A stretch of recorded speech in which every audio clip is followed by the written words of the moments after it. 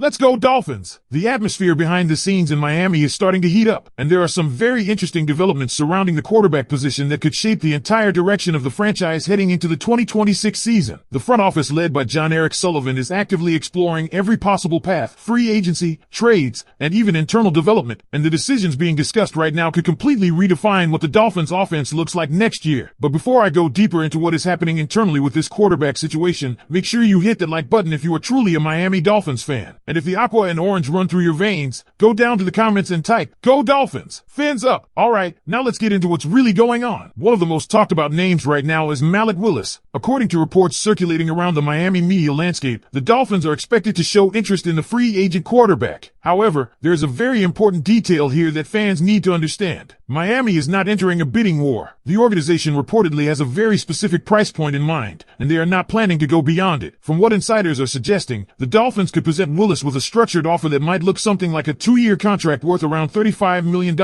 with roughly $20 million guaranteed. That would average about $17.5 million per season, a reasonable deal for a quarterback with upside but still plenty to prove. The problem is that Miami may not be alone in the race. Other teams around the league could easily push the price higher, especially organizations still searching for long-term stability at the position. If that happens, the Dolphins appear ready to walk away rather than overpay. This tells you a lot about Sullivan's approach: disciplined, patient, and focused on long-term roster construction rather than flashy spending. And that brings us to another very intriguing development. There's growing belief inside league circles that Ewers could actually begin the 2026 season as the Dolphins' starting quarterback. The current leadership group reportedly likes what they saw from him late last season and during scouting evaluations. Instead of automatically handing the job to a veteran, the plan may be to bring in competition and allow Ewers to earn the role in training camp. That's a very different philosophy compared to previous regimes in Miami. In the past, veterans often walked into the building with the starting job already guaranteed. Now the message seems clear. If a veteran comes in, he will have to compete. One veteran who could fit that exact scenario is Jimmy Garoppolo. The experienced quarterback is reportedly on Miami's radar, and the reasoning actually makes a lot of sense. Garoppolo spent years operating in a Kyle Shanahan-style offense, and the Dolphins' new system under Bobby Slowick is expected to carry many of those same principles: heavy play action, timing routes, and a strong run game foundation. If Garoppolo joined the roster on an affordable 1-year deal, he could serve 2 roles at once: insurance at the quarterback position and a veteran mentor for Ewers. But the Dolphins front office isn't stopping there. Another name quietly floating around is Mitch Trubisky, a quarterback who could be open to joining a team where he has a legitimate chance to compete for a starting job. While not officially linked yet, he fits the exact profile Miami seems to be exploring: experienced, affordable, and comfortable either starting or backing up. And then there's the trade market. There's reportedly respect inside the Dolphins organization for San Francisco backup quarterback Mac Jones. However, pulling off a trade may be difficult because Sullivan highly values draft picks and may be reluctant to sacrifice valuable selections, especially with Miami holding several important picks in the top 100. So when you put all of this together, it becomes clear what Miami is doing. They are not locked into a single solution. Instead, they are building a wide network of possibilities: Willis in free agency, Garoppolo as a veteran mentor, Trubisky as competition, Ewers as a potential starter, and even Mac Jones as a trade option if the price makes sense. The quarterback battle in Miami might end up being one of the most fascinating storylines of the entire 2026 offseason. And here's where the situation becomes even more fascinating for the Miami Dolphins heading into 2026, because the front office doesn't appear to be rushing toward a single quarterback solution. Instead, what we are seeing is a strategy built around flexibility, competition, and patience. And if you look closely at everything that's been reported, you start to see the blueprint that John